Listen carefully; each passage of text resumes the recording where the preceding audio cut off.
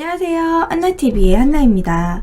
저번 주에 제가 다루기로 했던 것처럼 오늘은 바로 윤동주의 평생의 동반자, 평생의 소울메이트, 바로 송몽규에 대해서 준비를 하려고 합니다. 송몽규는 윤동주의 친척이에요. 인터넷에 보면은 윤동주의 사촌이다, 이종사촌이다, 고종사촌이다 말이 많은데, 고종사촌, 큰 고모의 아들입니다. 사진만 보더라도 역시 송몽규 씨도 잘생겼죠. 이쪽 집안이 좀 전반적으로 훈훈해요. 간도 쪽이.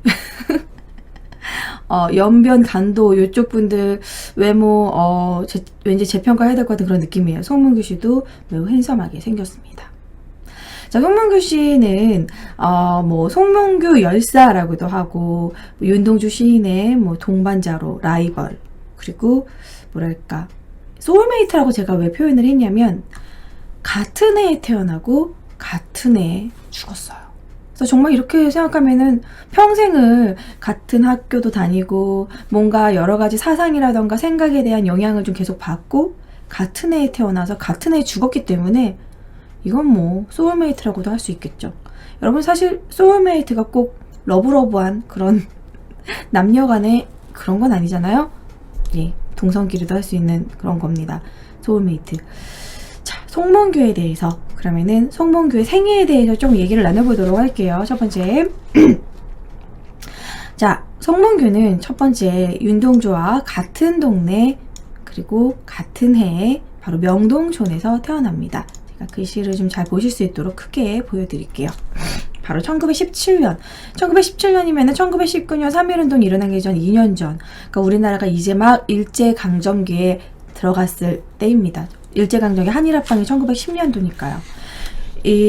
한일합방 때문이기도 하고, 일제 그런 침략 때문이기도 하지만, 가난 때문에 조선 후기에 우리나라는 너무 가난했어요. 조선시대에 막 세도정치때도 했고 삼정의 문란도 그렇고 그런 가난에 세금을 내는 것도 너무 힘들고 국가의 세금 약탈이 너무 심하고 해가지고 간도 쪽으로 이주한 사람들이 많았습니다. 그럼 정말 먹고 살기 힘들어서 두 번째는 정말 일제 침략을 피하기 위해서 세 번째는 혹은 독립운동 때문에 간도나 만주 지역으로 많이 망명을 사람들이 갔는데요. 1917년 9월 28일 이때 바로 송몽규가 약간 좀 3개월 빨리 태어났죠? 그리고 윤동주가 이어서 12월 30일에 태어났습니다. 근데 원래 여러분 그거 알아요? 친척끼리는 몇 개월 빨리 태어나면 형이라고 부르는 거? 아마 윤동주는 송몽규한테 형이라고 불렀을 겁니다. 왜냐면 저도 친척이 있는데요. 저랑 태어난 연도가 똑같은데 불구하고 저는 4월에 태어나고 그 동생은 8월에 태어났거든요. 그래서 아직도 한나 누나 이래요. 그래서 가끔 같이 술 마실 때 내가 왜 평생을 누나라고 부르는지 모르겠다고. 동갑인데. 그래서 그러면 누나라고 하지마. 이제부터라도 한나야 해. 해봐. 한나야 해. 한나. 못하겠다고. 누나. 버릇이 돼가지고. 아직도 그래서 동갑인데 누나라고 하거든요. 친척들은 좀 그렇게 서열을 나누는 경우가 있습니다. 자, 어쨌든 1917년 9월 28일에 송몽규가 태어났고 12월 30일에 3개월 차이로 이렇게 같은 집 5살까지는 같은 집에 살았다고 해요. 바로 명동촌에 실제로 그쪽 간도에 가면 윤동주 생가가 있습니다. 그럼 거기에 송몽규도 같이 살았다는 곳이겠죠. 그 생가 직접 보실 수도 있어요. 자, 평생을 함께한 친구이자 사촌 형제입니다. 고종사촌. 수줍음 많지만 섬세한 윤동주에 반해 송몽규는 대범했어요. 적극적이고 웅변. 12월 30일에 있습니다가 무슨 뜻인지 잘 모르겠습니다. 시리아 지금 수업 중이잖아. 조용히 해. 죄송합니다. 가끔씩 이걸 꺼야 되는데 이거 어떻게 끄죠? 제 아이폰이 가끔씩 방송에 참여하려고 가만히 있어. 관종이에요, 시리가. 당황. 자, 성격은 정반대였지만 생김새도 좀 곱상하게 비슷하고 또 다른 부분에서에 대해서는 문학을 좋아했던 부분에서는 비슷했던 두 친구였습니다. 그리고 명동촌 자체가 정말 반일 감정이 되게 강했던 지역이었고 그리고 집안 분위기 자체도 반일 교육을 받으면서 둘은 자라났어요. 그런 애국적인 그런 마인드가 있었고 또한 윤동주 송몽규의 삼촌이 바로 김야견도 진짜 이렇게 좀 독립적인 그런 성향이 강했기 때문에 그런 교육을 받으면서 자라왔습니다. 자, 그 다음에 두 번째 자, 두 친구는 이 윤동주와 그 송몽규 영화 동주에서 스틸샷을 딴 건데요. 소학교 시절 어린 나이부터 문학에 관심이 많았어요. 막 5살, 6살 아주 어렸을 때 그 막 대청마루 같은 그런 데서 이렇게 문학 잡지 뭐 그런 어린이 아이 생활 같은 그런 그 동화 같은 거 있잖아요. 아동 잡지 그런 것도 같이 읽으면서 문학에 특히 관심이 많았다고 합니다. 그런 세명동이라는 명동촌에 그런 문집을 발간을 한 것이죠. 이 문집 같은 거 발간하는 거 요즘 학생들은 아마 잘 모를 거예요. 문집을 발간하는 거. 문집? 그 뭐지? 그 문집이라는 거는 글을 그냥 손으로 쓰기도 하고요. 본격적으로 사람들이 유포하기 위해서는 활자 같은 걸로 이렇게 해가지고 찍기도 하고, 이렇게 로라지를 해가지고 이렇게 찍어내기도 하는데요. 그게 어떤 거냐면, 저는 중고등학교 때 교회에서 그런 문집을 발간한 적이 있어요. 제가 다녔던 교회에서 반석지, 뭐 사랑지 이래가지고, 그 교회 다니는 자매들, 형제 자매들의 그런 시라던가 수필 글이라던가 뭐 종교에 관련된 혹은 본인의 그런 요즘의 생각에 대해서 뭐 그런 글들을 많이 이제 막 이렇게 모아요. 그 다음에 그 글을 이제 제가 다 이제 손으로 그때는 손글씨로 썼었어요. 제가 그때 좀 손글씨를 잘 쓰는 편이라 다 글씨로 저희가 쓰고 그거를 이제 제본을 맡겨가지고 책으로 내는 그런 문집을 발간을 했었는데 그런 비슷한 거죠. 옛날에는 우리나라가 이제 문집 발간 그런 게 많았었습니다. 추억이죠. 막 시도 쓰고 막 이런 거 그림도 그렇게 막 이쁘게 그리고 자, 새 명동을 발간하기로 할 정도로 둘이 되게 문학적으로 관심이 많았어요. 그런데 사실 문학적인 재능은 윤동주보다 송몽규가 먼저 세상에 약간 문학적 재능을 나타냈습니다. 송몽규도 우리는 독립운동만 한 건 줄 아는데 문학적인 재능이 있었어요. 바로 19세의 나이에 만 17세에 술가락은 간도 그 방언인데요. 숟가락이라는 뜻이에요. 술가락으로 동아일보 신춘문예에 당선합니다. 여러분 그런 신춘문예에 당선했다는 거는 대단한 거예요. 작가로 등단한다는 거, 본인의 그리고 심지어 뭐 처녀작을 신춘문예에 등단했다. 그건 또 엄청난 겁니다. 그 뒤로 이제 만약에 신춘문예에 당선된 다음에 책을 낸다던가 그러면 탄탄대로를 갈 수 있었던 것이죠. 그리고 이제 동주는 중학교 때 이제 시공상이라는 첫 번째 시를 실기도 하면서 문학의 소질을 계속 나타내죠. 사실 이 술가락이 동아일보 이 신춘문예에 당선됐을 때 윤동주는 사실 송몽규에게 살짝 질투를 합니다. 그걸 어떻게 알 수 있냐면 이때 당시 어린 시절 친구였던 송몽규, 윤동주, 문익환 이렇게 셋이서 친했는데 이 문익환은 나중에 목사가 되는데요. 문익환 목사는 우리나라에서 이제 나중에는 이제 시민운동 같은 것도 참여를 하고 약간 좀 좌파적인 경향으로 여러 가지 이제 목사이면서 사회 운동을 하셨던 분인데 바로 문성훈 씨의 아버지라고 전 방송 때도 말씀드렸었죠.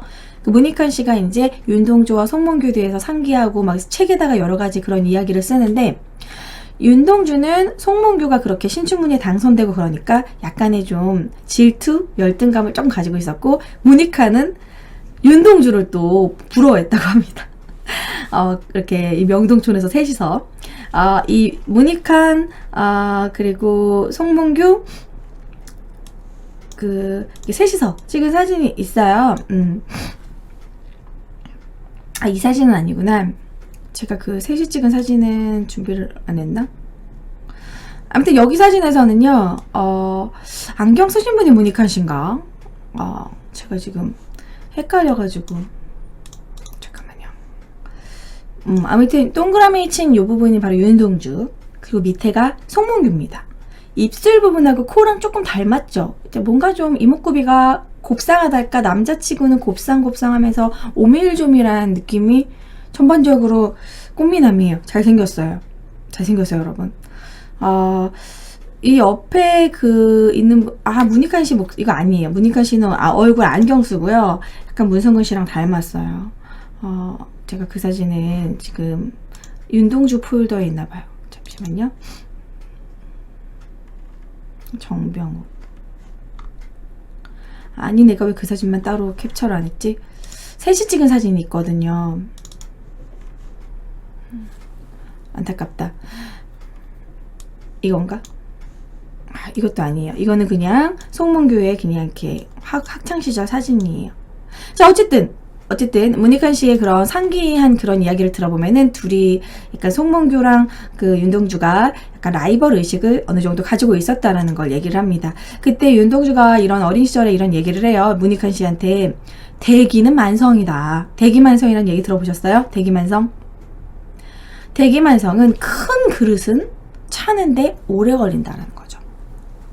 그래서 이게 늦게 성공하는 사람은 큰 그릇이다 이런 식으로 얘기를 하는 거예요. 대기만성. 멋진 말이죠.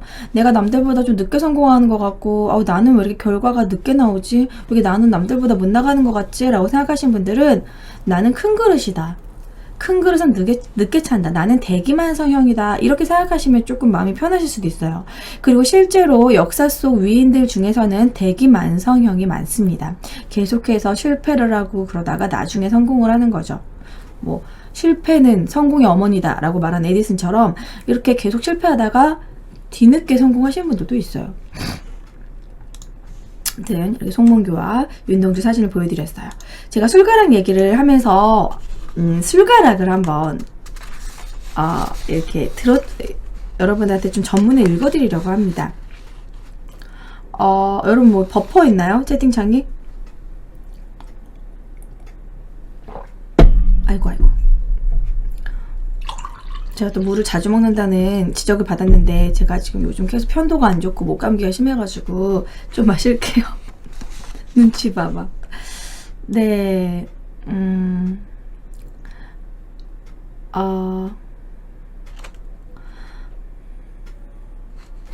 채팅 렉이 심하다고요? 버퍼는 심하지 않죠, 여러분. 잠시만요. 잠시 짱 자러 가고.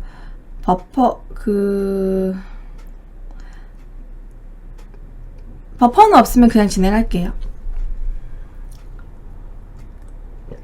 이게 리방까지 하는 건 좀 번거로울 것 같고 지금 이제 괜찮죠?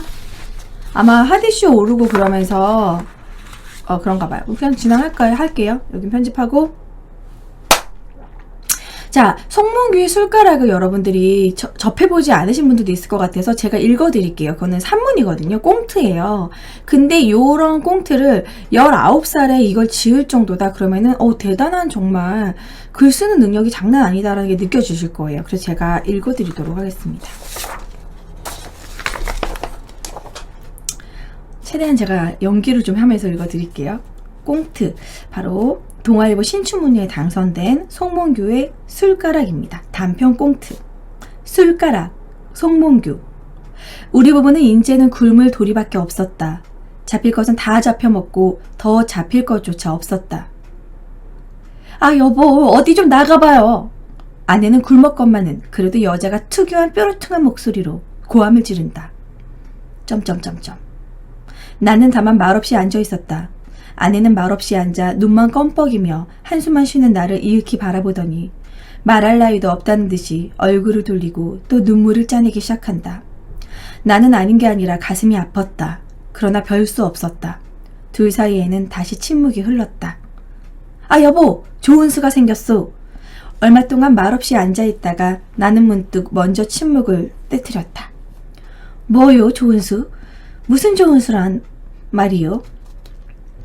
좋은 수란 말에 귀가 띄었는지 나를 돌아보며 부드러운 목소리로 대답을 한다. 아니, 우리 결혼할 때 그 은술가락 말이요. 아니, 여보. 그래, 그것마저 잡혀먹자는 말이요? 내 말이 끝나기도 무섭게 아내는 다시 표독스러운 목소리로 말하며 또 나를 흘겨본다. 사실 그 술가락을 잡히기도 어려웠다. 우리가 결혼할 때 저 먼 외국가에 있는 내 아내의 아버지로부터 선물로 온 것이다. 그리고 그때 그 술가락과 함께 써문했던 글을 나는 생각하여 보았다. 너희들의 결혼을 축하한다. 머리가 희도록 잘 지내기를 바란다. 그리고 나는 이 술가락을 선물로 보낸다. 이것을 보내는 뜻은 너희가 가족을 이룬 뒤에 이 술로 쌀죽이라도 떠먹으며 굶지 말라는 것이다. 만일 이 술에 쌀죽이 띄우지 않으면 내가 이것을 보내는 뜻은 어그러지고 만다. 대개 이러한 뜻이었다. 그러나 지금 쌀죽도 먹지 못하고 이 술가락마저 잡혀야만 할 나의 신세를 생각할 때 하염없는 눈물이 흐를 뿐이다마는 굶은 나는 그런 것을 생각할 여유 없이 여보 어찌하겠소? 할 수 있소? 나는 다시 무거운 입을 열고 힘없는 말로 아내를 다시 달래보았다. 아내의 뺨으로 눈물이 굴러 떨어지고 있다. 굶으면 굶었지. 그것은 못해요. 아내는 목매인 소리로 말한다. 아니 그래 어찌겠소. 곧 찾아내오면 그만이 아니오. 나는 다시 아내의 동정을 살피며 부드러운 목소리로 말없이 풀이 죽어 앉아있다. 이에 힘을 얻은 나는 다시 여보 갖다 잡히기요. 빨리 찾아내오면 되지 않겠소? 라고 말하였다. 글쎄 맘대로 해요. 아내는 할 수 없다는 듯이 힘없이 말하나 뺨으로 눈물이 더욱더 흘러내려오고 있다. 사실 우리는 우리의 전 재산인 술가락을 잡히기에는 뼈가 아팠다. 그것이 은수저라 해서보다도 우리의 결혼을 심축하면서 멀리 XX로 망명한 아내의 아버지가 남긴 오직 한 예물이었기 때문이다. 자, 이건 자네 것, 이건 자네 아내 것, 세상 없어도 이것을 없애서는 안 되네. 이렇게 쓰였던 그 편지의 말이 오히려 지금도 눈에 선하다. 그런 숟가락이건만 내 것만은 잡힌 지가 벌써 여러 달이다. 숟가락 뒷면 술취 뒤에는 축지를 좀 크게 쓰고 그 아래에는 나와 아내의 이름과 결혼이라고 해서 똑똑히 쓰여 있다. 나는 그것을 잡혀 쌀, 나무, 고기, 반찬거리를 사들고 집에 돌아왔다. 아내는 말없이 쌀을 받아 밥을 짓기 시작한다. 밥은 가마에서 소리를 내며 끓고 있다. 구수한 밥 냄새가 코를 찌른다. 그럴 때마다 나는 위가 꿈틀거리를 느끼며 침을 삼켰다. 밥은 다 되었다. 김이 뭉게뭉게 떠오르는 밥을 가운데 놓고 우리 두 부부는 마주 앉았다. 밥을 막 먹으려던 아내는 나를 똑바로 쏘아본다. 자, 먹읍시다. 미안해서 이렇게 권해도 아내는 못 들은 채 하고는 나를 쏘아본다. 급기야 두 줄기 눈물이 천천히 아내의 볼을 흘러내렸다. 왜 저러고 있었고? 생각하던 나는 앗! 하고 외면하였다. 밥 먹는데 무엇보다도 필요한 아내의 술가락이 없음을 그때서야 깨달았던 까닭이다. 동아일보 1935년 1월 1일자에 게재된 신춘문예 꽁트 부분 당선작 송문교의 술가락입니다. 슬프죠?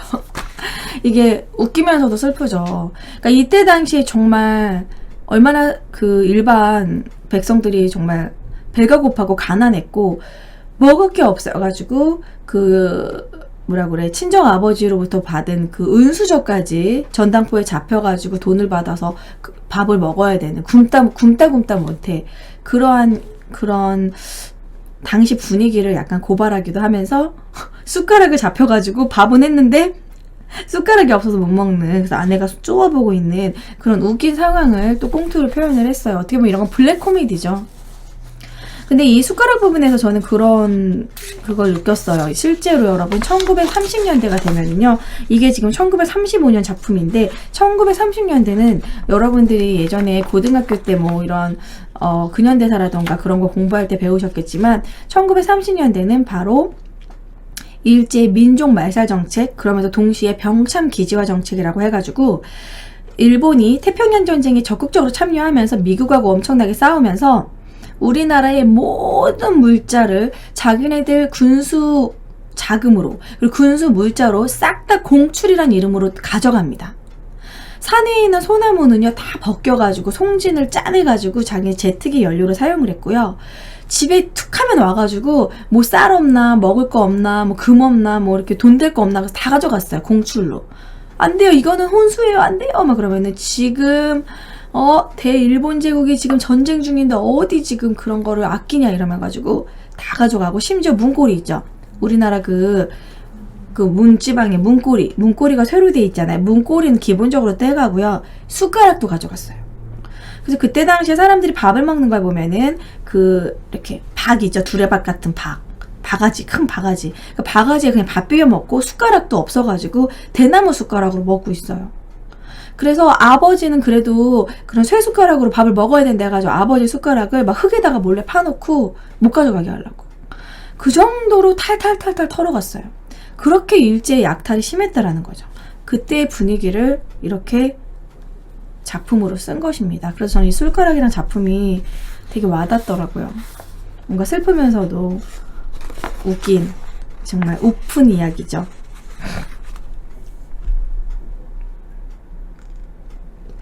예, 그때 당시에 송진이 전투기 연료로 제트기 연료로 사용하였다고 하더라고요. 그래서 벌거벗긴 소나무, 그때 당시 우리나라에 정말 국보급 그 이런 진짜 오래된 소나무들이 많이 죽었고, 그런 공출, 물자들은 공출로 가져가고, 이제 남자 학생들을 학도병으로 데려가고, 그리고 여자들은 데려가서 일을 시키거나, 일 시키면 그나마 다행이죠. 주로 이제 위안부로 이렇게 데려가가지고 욕보이고, 정말 1930년대 우리나라는 진짜 안타까움만 남은 그런 시기였습니다. 자, 이런 시기에, 이런 아픔의 시기에 윤동주와 송문규는 나는 과연 어떤 사람이 되어야 할 것인가, 그런 끊임없이 그런 고민을 했을 것이고, 송문규는 어릴 적부터 웅변에 능했고, 근데 말을 잘했고, 문학적 재능도 있었고, 뭔가 좀 대범했어요. 그래서 그거를 은진 중학교 시절에 명희조 선생님이 송문규를 보고, 약간 저 자식은 뭔가 독립운동을 할 수 있을 것 같은 싹수가 보이는데, 그래서 싹 몰래 불러요. 너 진정 독립운동 하고 싶으냐? 송문규가 예, 제 꿈은 독립운동입니다.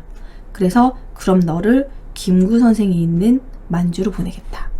그래서 명희조 선생 때문에 바로 가출을 해서 김구 선생이 있는 곳으로 가게 됩니다. 은진여기 재학 중에 명희조 선생의 주선을 받아서 1935년에 35년이면 이제 뭐 한창 그 일제강점기 막바지죠. 일본이 태평양 전쟁에서 약간 패망하기 직전. 자, 김구 선생이 직접 성립한 중앙육군 군관학교에 입학을 하게 됩니다. 그래서 군사훈련을 받게 돼요. 그리고 한인반에 들어가서 학생들을 조직해서 한인반 그런 한국 사람, 이제 조선인들이 보는 잡지를 만들기도 해요. 거기서도 이제 문학에 관심이 많기 때문에 그런 잡지, 애국적인 잡지를 만들게 되고, 그때 김구 선생이 그 잡지를 보고 직접 이름을 신민이라고 이름을 지어줬다고 합니다. 신민회, 신민. 새로운 국민, 이런 식으로 신민이라고 지어줬다고 합니다. 그래서 이때 송문규는 1차 가출을 하게 돼요. 가출이에요. 어린 시절에. 가출을 해서 독립운동을 하게 돼요. 이렇게 윤동주와 송문규는 노선이 다르죠. 윤동주는 약간 좀 소심한 성격이 있었고, 좋게 말하면은 이제 약간 신중한 그런 성격이고, 약간 조용히 본인의 생각을 시로 옮기는 그런 성격이었고, 송문규는 행동으로, 송문규가 글을 못 써서 글을 안 쓴 게 아니잖아요. 이 술가락이 신춘문예에 당선될 정도면은 글도 꽤 쓸 수 있는 사람인데 불구하고 몸으로 직접 독립운동에 뛰어들었다라는 거죠. 자, 그리고 나서 이제 곧 돌아옵니다. 이때 이 김구 선생의 그 단체가 약간 분열되는 부분도 살짝 있었고, 그리고 이 산동의 독립운동단체 가담사 투신하다가 체포돼서 고문도 겪고 석방돼서 고향으로 다시 돌아오게 돼요. 그렇지만 계속 요 시찰인으로 일제가 계속 감시를 하게 됩니다. 이 감시는 나중에 이 송문규가 그쪽 교토제대로 가고 나서도 계속 감시가 이어지고, 그 감시가 이어지고 계속 이제 학생들을 모아가지고 독립운동을 모의한다는 그런 이유로 나중에 후쿠오카 감옥에 갇히게 되죠. 자, 그리고 몽유가 돌아오고 나서는 윤동주한테 우리 연희전문학교에 가자. 그나마 연희전문학교가 조선어 교육을 포기하지 않고, 그리고 크리스천 계열 학교이기 때문에 일제 탄압이 좀 덜하니까 우리 그 학교에 진학하자. 그래서 같이 연희전문대학, 지금의 연세대학교죠. 그쪽으로 학교를 진학을 하게 돼요. 이때 진학을 할 때 이제 윤동주는 엄청나게 가족과 싸우게 됩니다. 왜냐면 집에서는 의대를 가라고, 의대나 법대를 가라고 그랬는데 끝까지 이제 문학 쪽으로 이제 국문과나 이렇게 시를 계속 쓰겠다고 주장을 했기 때문에 막 밥그릇이 날아다니고 막 가족의 엄청 반대가 심했다고 해요. 그래서 거기서 이제 연희전문학교 생활을 하게 돼요. 그러다가 이제 창씨기명 바람이 불고 이제 여기도 계속 일제 탄압이 너무 심하고 국내에서는 제대로 된 공부를 하기 힘들겠다. 그래서 결국 일본으로 유학을 가게 됩니다. 자, 보면은 실제로 송문규가 이렇게 시를 쓴 것도 있어요.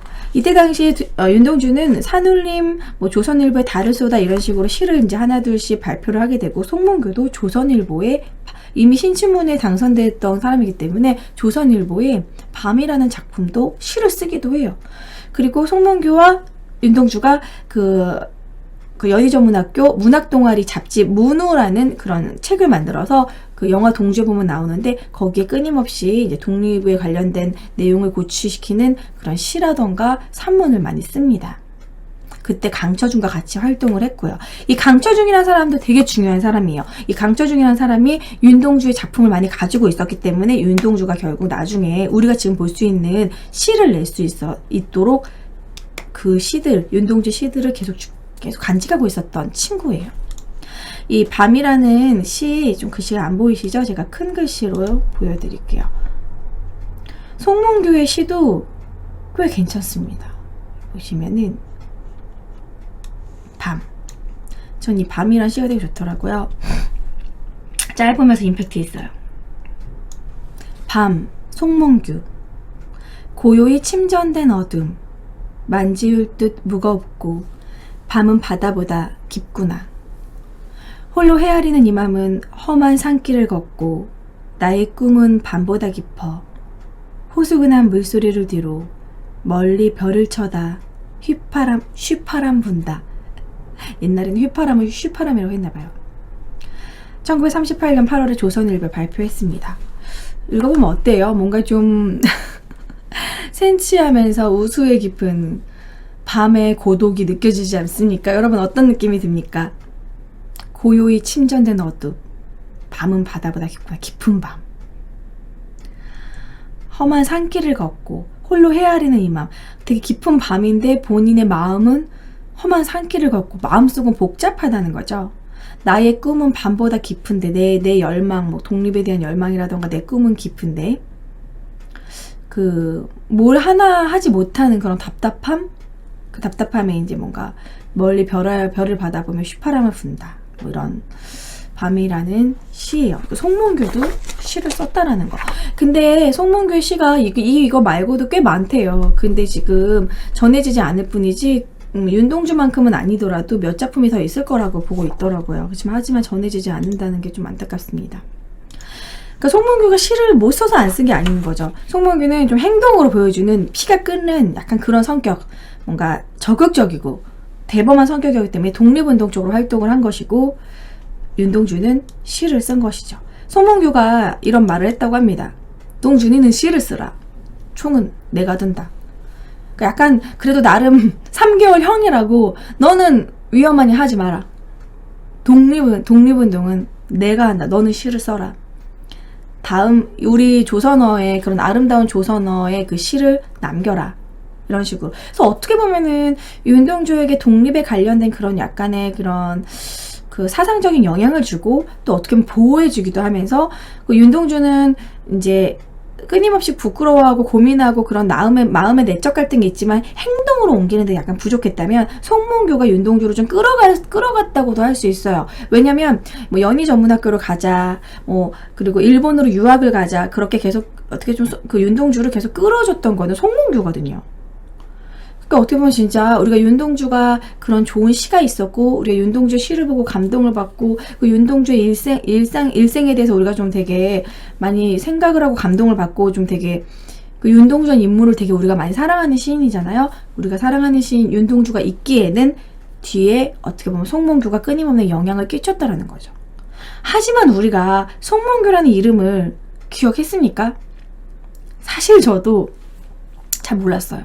전 윤동주 시인만 알았지 영화 동주를 보기 전에는 송문규에 대해서 잘 몰랐어요. 진짜로. 국사책에도 나오지 않고 윤동주 시를 배울 때도 송문규에 대해서는 몰랐었어요.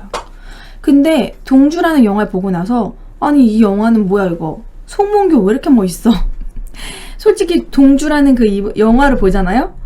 영화 이름을 몽규로 바꿔야 될 것 같은 그런 느낌이 들어요. 왠지 송문규가 더 멋있게 나와요. 왜냐면 윤동주는 죽고 나서 그 시를 통해서 우리가 시를 통해서 그 윤동주의 생각과 그런 어떻게 보면 되게 어린 나이에 죽고 그 파란만장한 삶과 같이 이게 투영돼가지고 그 시를 통해서 우리가 남아있기 때문에 유명해진 거잖아요. 송문규는 이렇다 할 좀 결과적인 업적이 없기 때문에 우리한테 뭔가 남지 않았지만 그 과정이 정말 아름다웠다라는 거예요. 끊임없이 독립운동에 가담하고 독립운동을 위해서 뭔가 학생들을 이렇게 모아가지고 문집도 만들고 그런 추진력 그리고 마지막에 그때 이제 일본에 있는 상황에서도 일본에 있는 조선 학생들이 징집령이 내렸었어요. 태평양 전쟁에 가담하라고. 그 징집되었을 때 뭔가 독립적인 행동, 거기서 우리가 전쟁에 가담하지 않고 오히려 일본을 향해서 총을 쏘자 뭐 이런 식으로 막 우리가 그렇기 위해서는 간부로 들어가야 된다 막 이러면서 그런 것들을 모의하다가 결국 잡혀서 후쿠오카 감옥에서 죽게 되는데, 끊임없이 독립에 대한 행동을 했다라는, 어떻게 보면 정말 더 멋진 청년이었다라는 거죠. 제가 오늘 송문교대 준비를 한 이유는 기억하자는 거, 그 이름 세 자만으로도 우리가 좀 기억을 해주자라는 그런 부분이에요. 우리가 윤동주 시인에게 너무 묻힌 부분이 아닌가. 윤동주 시인만큼 중요하고 정말 멋진 일을 한 사람인데 좀 묻힌 부분이 있지 않나. 그래가지고 준비를 한 부분이 있습니다. 보면은 약간 그 송문교 씨는 그 생가에 가면 무덤도 좀 작고 좀 그런 부분이 참 슬펐다고 인터뷰한 내용이 있어요. 윤동주 시인과 달리 묘소가 비교적 작고 초라해서 마음이 아팠다고. 실제 박정민 씨 배우가 그 간도 지방에 가가지고 송문교 시인의 묘소를 보고 왔거든요. 윤동주 묘 근처로 이전되기 전에는 송문교의 무덤은 가토, 그 흙가리 같은 걸 하지 않아서 되게 작고 잡초가 무성했대요. 관리하는 사람이 없을 정도로. 그리고 청년문사 송문교 지모라는 묘비는 넘어져 있었다. 관리도 제대로 되어 있지 않았다라는 거죠. 그래서 송문교는 문학보다는 독립운동에 더 매진했을 뿐인데 결과도 작품도 별로 없다는 이유로 우리나라 국민들에게조차 잊혀졌다라는 게 너무 슬픈 것 같아서 제가 나름 준비를 많이 했고요. 자, 아까 보여드린 거 어디까지 보여줘? 연희전문학교까지 보여드렸고, 아까 연희전문학교에서 활동을 했을 때 실제로 썼던 문우라는 잡지입니다. 동주는 새로운 길, 자화상, 우물송의 자상화, 그리고 몽규는 하늘과 더불어 이런 이제 글들을 많이 실었고요. 민간의 교직까지 끼쳐온 검열의 위험 속에서 마지막 호가 되고 결국 계속 자유롭게 펼쳐내지 못했죠. 그 줄이는 말에 그간의 고충을 토로한다고 하는데 그거 읽어볼게요. 원고에다 광고에다 검열에다 교정에다 동분서주하며 모은 원고의 대부분을 게재할 수 없었음을 양해받고 싶다. 그러나 잡지 발행 사업은 연맹으로 계속 계승되어 더욱 좋은 잡지가 나올 것이라고 생각한다. 그러니까 정말 쓰고 싶은 글을 쓰지를 못했던 거죠. 검열 때문에. 그래서 그게 너무 안타깝다라는 거를 그 잡지에 실은 겁니다. 자, 그리고 이제 일본으로 떠나게 되죠. 그래서 둘은 어쩔 수 없이 창씨 개명을 하게 됩니다.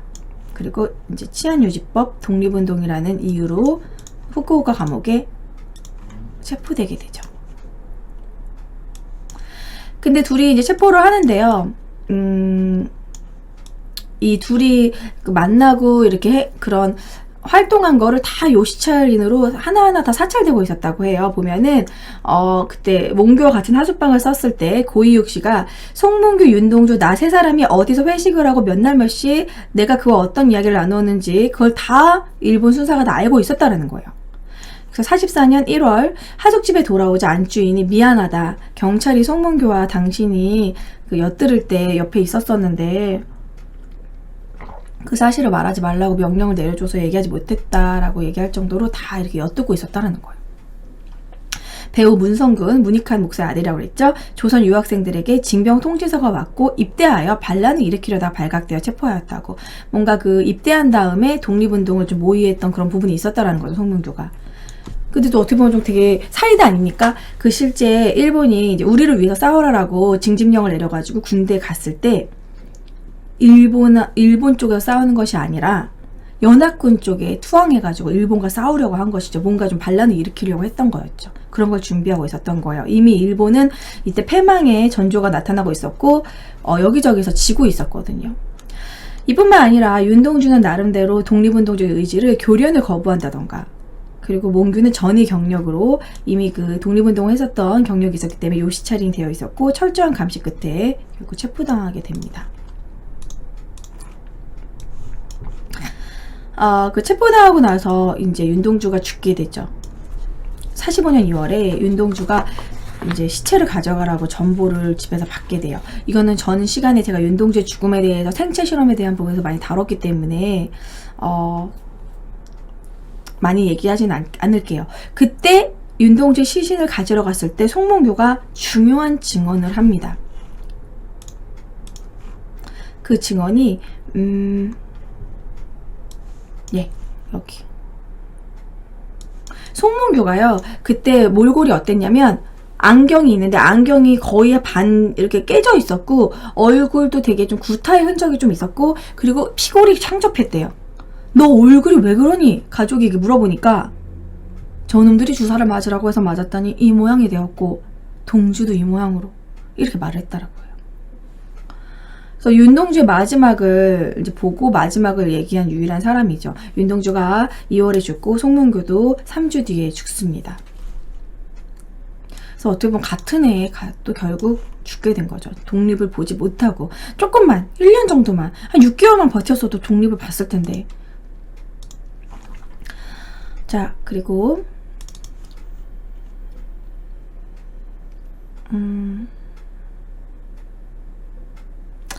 자, 그 두 청년의 죽음에 대한 부분도 하나 보여드릴게요. 이때 윤동주의 시신을 조금만 늦게 가져갔었더라도 규수제대에 해부용으로 제공됐다고 해요. 왜냐면 실제로 그 윤동주의 시신을 가족들이 가지러 갔을 때 방부 처리돼가지고 죽은 것 같지가 않았대요. 살아있는 것처럼. 근데 왜 방부 처리를 하고 왜 규수제대에 해부용으로 왜 그거를 제공하게 뭔가가 다 의혹이 하나하나 좀 뭔가 퍼즐이 맞춰진다는 거죠. 의문의 주사를 맞았다고 송문교가 얘기했거든요. 이놈들이 주사를 맞으려서 맞았더니 나도 이렇게 되고 몽규도 이렇게 됐다. 아니, 동주도 이렇게 됐다. 그 주사를 맞았는데 왜 사람이 시름시름 앓게 되고, 그리고 주사를 맞은 뒤에는 왜 자꾸 암산을 시켰다고 그랬거든요. 그리고 그 주사를 맞고 나서 윤동주는 뇌출혈로 죽었는데, 제가 전에도 다뤘지만 그 바닷물 주사를 맞으면은 그 바닷물 안에 그 플랑크톤이랑 각종 안 좋은 그런 물질들이 혈액 속으로 그게 흡수가 돼가지고 뇌 쪽으로 가면 그 뇌출혈이 일어난대요. 그래서 윤동주의 사인 뇌출혈이고, 그리고 송문교도 죽었는데 윤동주는 죽기 전에 알순 외마디 비명을 질렀다고 하는데요. 그게 이제 한국말이기 때문에, 조선어기 때문에 주변 사람이 잘 못 알아들었는데 대한독립이라고 얘기한 사람들도 있고요. 대한독립 만세를 외쳤다는 사람도 있고, 알 수 없는 외마디 비명을 질렀다고 합니다. 그리고 송문교는 눈을 뜨고 죽었대요. 눈을 차마 감지도 못하고 너무 억울했던 거지. 거기서 이제 그 영화에서 제가 좀 마지막에 약간 진짜 울컥했던 부분이, 일본 순사가 너가 독립운동 모의했던 부분을 다 사인하라 이렇게 얘기를 하는데, 무슨 독립운동을 했고 무슨 독립운동을 했는데 송문교 울면서 한국말을 읽으면서 진짜 제발 내가 이걸 했었으면 좋겠다, 그랬었으면 좋겠다, 그렇게 내가 하지 못해서 원통하다 막 울면서 사인을 해요. 그러니까 잡힌 게 억울하다 이거죠. 차라리 독립운동을 하고 나서라도 죽었으면 내가 원통하진 않았을 텐데. 근데 그 부분이 진짜 연기를 너무 잘하고 그 부분이 진짜 슬퍼요. 못 보신 분들은 영화 동주가 막 그 흥행을 한 부분은 어느 정도 울림이 있기 때문이죠. 그거 막 재미 위주로 보지 마시고 역사의 진짜 하나의 그런 모습, 그리고 그때 당시에 그 동주와 몽교의 그 두 청년의 그런 고민들, 나는 그때 내가 만약에 그 젊은 청년이었다면 나는 과연 어떤 행동을 했었을까, 그런 고민을 하면서 보시면 좋을 것 같아요. 그리고 또 저는 그 영화를 보면서, 그 동주를 보면서 나는 정말 편한 시대에 태어났구나. 우리가 지금도 솔직히 삼포시대 막 이러면서 뭐 취직이 안 되고 물론 많이 힘든 부분도 있어요. 이제 여러 가지 지금 학생들도 많이 힘든 부분이 나름의 힘듦이 있습니다. 하지만 1930년대, 1920년대 우리나라 일제강점기 때 학생이면은 지금 여러분들의 그 고민보단 더 많이 탄압당하고 더 많이 힘들었겠죠. 그냥 뭐 조금만 이제 조선어를 쓴다는 이유로, 창씨개명을 안 한다는 이유로, 독립운동에 조금이라도 가담했다는 이유로 아무 이유 없이 그냥 죽을 수도 있는 그런 시대도 있었으니까. 그래서 우리나라가 진짜 100년도 안 됐던 그 시기에 우리가 그렇게 힘든 아픔이 있었다라는 거. 자, 또한 이런 또 안타까운 부분은 이 윤동주와 송문교는 간도 출신이잖아요. 그래서 이들의 고향 용정에는, 간도 쪽 용정에는 하나 6억 5천만 원을 투자해서 복원한 동주의 생과 본 모습하고 좀 다르대요. 약간 생가가 좀 이상하게 복원이 됐고, 그리고 비에는 중국 조선족 애국 시인이라고 표기에 동북공정의 흔적을 남겼습니다. 이것을 우리가 추진했어야 되는데, 그쵸? 중국 조선족 애국 시인, 여기서 이렇게 자연스럽게 중국 쪽으로 이렇게 만든 거죠. 간도에 있었던 사람들은 그때 당시 다 우리나라에서 넘어간 사람들이었고 독립운동에 대한 그 열망이 가득 찼고 그리고 태극기를 집집마다 이렇게 걸어놓을 정도로 그렇게 우리나라 그 조선 출신이라는 그런 게 되게 메리트가 그런 뭔가 자부심이 강했던 사람들인데 중국 사람을 이렇게 만들어버리는 약간 동북공정의 흔적이 이어진다는 그 부분이 진짜 안타깝고 지금도 그쪽이 우리가 잘 가기가 힘든 위치이기 때문에 제대로 이런 윤동주나 송문규에 대한 그런 관련된 이런 비석이라든가 이런 부분을 추진하는데 좀 어려움이 있다고 하더라고요. 어떻게 송문규란 이름에 대해서는 여러분 어떻게 좀 외워집니까? 여러분들 꼭 오늘 송문규란 이름 세 자는 꼭 외워주셨으면 좋겠어요. 몽규. 그리고 윤동주랑 왜 성이 다르죠? 고종사촌이기 때문에. 윤동주의 고모는 성이 시집을 갔으니까 그쵸? 그 고모부의 성을 따르니까요. 큰 고모의 아들이었다라는 거죠.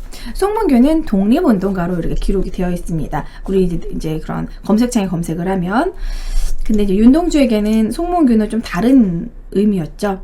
뭔가 하나의 소울메이트이기도 하면서 그리고 인생의 동반자이기도 하고 중마고이기도 하고 그리고 어렸을 때부터요 되게 먼 학교를 같이 걸어서 다녔대요. 그러니까 진짜 정말 인생의 동반자, 되게 친구이며 라이벌이며 그런 진짜 뗄래야 뗄 수 없는 소울메이트였다라는 거죠. 여러분들도 이렇게 친척 중에서 되게 친한 친척이 있으면은 자주 만나기도 하고 자주 놀고 그리고 뭐 성적 같은 거 맨날 이렇게 비교당하면서 그런 친척이 있으실 수도 있어요. 저도 그런 친척이 있거든요.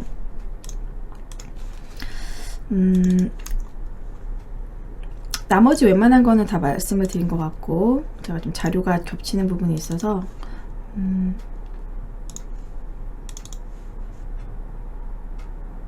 요시찰인 다 보여드렸고 자, 그리고 이런 송문교를 기리자라는 그런 여러 가지 단체도 있고요. 지금 간도 용정 쪽에서 송문교를 기억하자. 그래서 윤동주 연구회에서 송문교도 요즘 기억하고 있는 이런 분위기입니다. 이런 분들도 끊임없이 활동을 하고 있고 실제로 용정에 가면은 윤동주 생가를 이렇게 꾸며놨어요. 제가 어떤 블로그 사진에서 이제 발췌를 했는데 이렇게 막 블링블링하게 편집을 하셨더라고요. 윤동주 생가를 약간 공원 느낌으로 편집을 했고 제가 이 카드뉴스 요거는 그 어떤 블로거분 보통통님이라는 블로그에서 제가 사진 자료 많이 발췌를 했거든요. 그분이 그 출처만 밝혀주시면은 많이 쓰셨으면 좋겠다고 보통통님의 블로그에서 사진을 많이 따왔습니다. 허락을 받고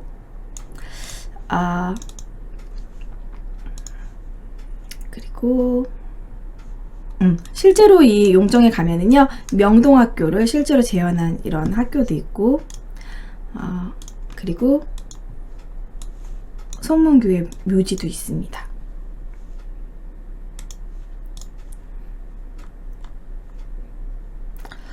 뭐 이 정도 보여드리면 되고 그리고 또 윤동주 송문교 실제 자필 서명을 찾아냈어요.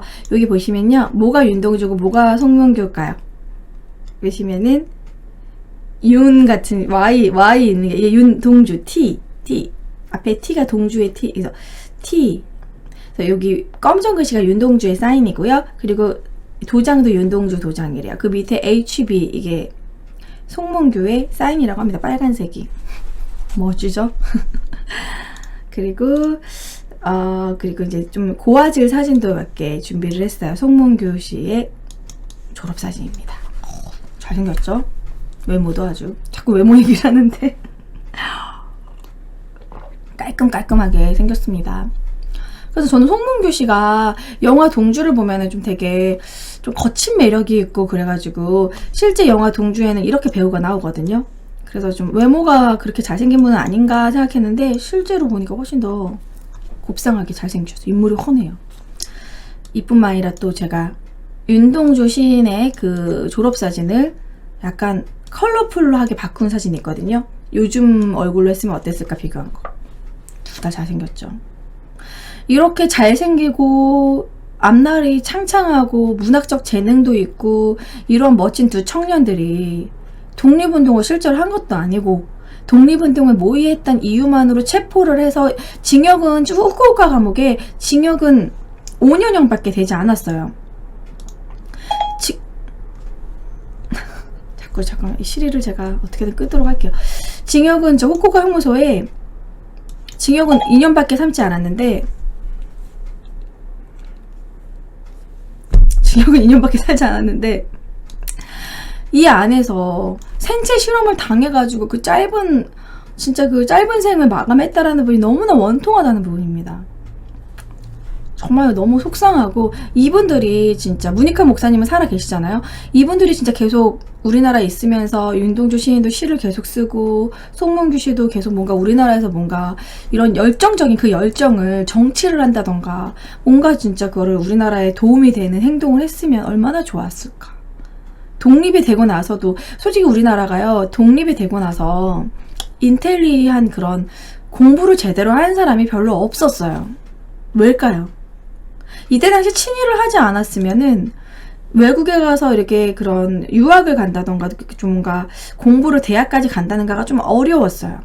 그럼에도 불구하고 이런 정말 어떻게 보면은 진짜 건전한 사상을 갖고 있고 독립운동에 열망을 갖고 있던 이런 분들이 독립운동으로 모의한다는 이유로 후쿠오카 감옥에 죽지 않았다면 그런 마인드를 가지고 있는 상황에서 우리나라가 이제 광복을 한 이후에 이분들이 있었다면 만약에 송문규 씨가 있었다면 친일파를 처단하는 데 조금 도움이 되지 않았을까. 반민특위가 해체되고 친일파 처단을 제대로 하지 못한 그 부분에 조금이라도 좀 개선되지 않았을까. 이런 사람들이 많이 있어서 진짜 우리나라의 정치를 계속 이끌어갔어야 되는데 그때 친일파를 제대로 해결하지 못하고 거의 우리나라의 정치에 그때 남아있던 사람들은 80%가 친일파였고 그것이 지금까지 우리나라에 계속 이어진다는 부분이 우리나라를 말아먹은 하나의 원인이 아닌가. 좀 안타까운 부분이죠. 그래서 이런 젊은 두 청년이 살아있었으면 얼마나 좋았을까. 그럼 우리나라의 어떤 부분이 바뀌었을까. 뭐 이런 생각을 하면서 좀 안타까움을 느끼게 됩니다. 그래서 오늘은 윤동주의 소울메이트 바로 송문규 씨에 대해서 준비를 했어요. 사실 송문규 씨는요 제가 막 준비를 많이 하고 얘기를 많이 하고 싶어도 자료가 많지가 않아요. 예. 아무래도 이제 문학작품 같은 거를 이제 많이 남겨놓지 않았고 이제 독립운동에 그냥 가담했다는 그런 부분 그리고 너무나 젊은 나이에 죽었기 때문에 남아있는 자료들이 많지가 않습니다. 요 정도까지 준비를 했고요. 제가 저번 주에 윤동주 시인에 대해서 준비를 했을 때 그 윤동주 시인이 하숙을 했던 부분과 그리고 윤동주 문학관에 대해서 얘기를 했었잖아요. 그랬더니 저희 팬분이 실제로 가신 거예요. 우리 조은곰님이. 저희 지금 채팅창에 계신지 모르겠지만 제가 이걸 늦게 보고 감동받았어요. 이렇게 제 방송을 보시고 실제로 그곳에 가서 사진을 찍어가지고 사진을 실제로 찍어 오셨습니다. 이 문학관 정면, 문학관 항공컷은 어떻게 찍으신 거죠? 드론 가져가셨나요?